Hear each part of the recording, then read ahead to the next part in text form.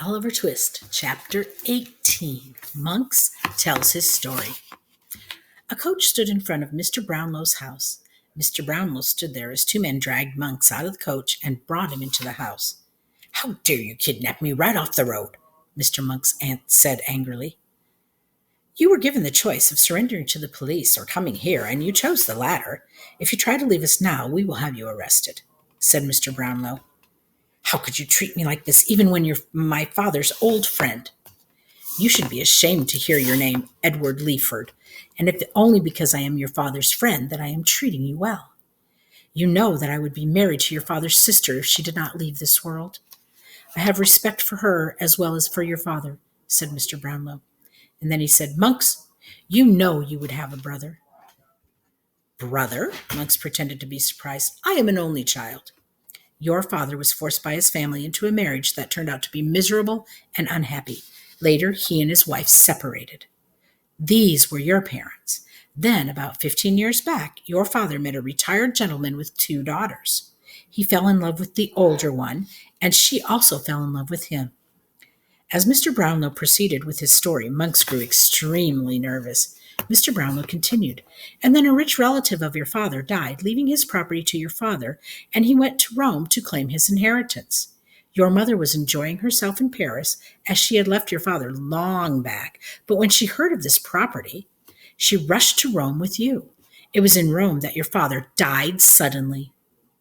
He left no will, and only you and your mother were present there, so the entire property came to you." Monks listened intently and grew more nervous. Mr. Brownlow said, "Before leaving for Rome, your father had come to see me. He left me things he could not carry with him as he was going to be in a hurry. Among these was the portrait he had painted himself of the young lady he loved. A short period after his death, I tried to find this young woman as she was carrying a child. But when I came to her father's house, I came to know that they had left for London." Mr. Brownlow continued, "The young woman gave birth to a child in a workhouse, and she died. Strange circumstances have brought this young boy to me." At this point, Monks expressed immense surprise.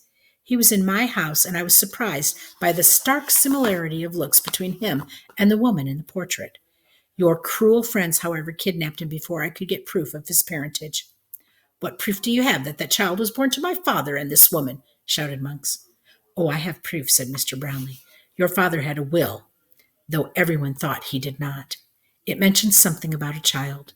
Your mother destroyed the will before she died, but she did tell you about it. And later you saw a child and you recognized him as he resembled your father. Then you met the people who had proof of his birth, and you got a hold of the proof of Oliver's identity, and you threw it in the river." At this point, Mr. Brownlow pointed his finger at Monks, and he said, "You are an unworthy son, one who makes friends with criminals. Do you know that a murder was committed because of you? It was done because the girl told that part of your secret." Then Mr. Brownlow paused, and he said, "Now, will you tell us the rest of the incidents? Will you sign a statement of truth and say it again before witnesses?" Monks hung his head. He had no choice but to agree. "You must also follow what the will said and give your younger brother his share of your father's property," said Mr. Brownlow. Monks began angrily pacing and was thinking of a way to escape.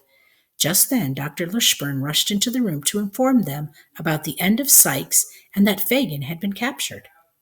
"That should convince you that you are not safe to go out.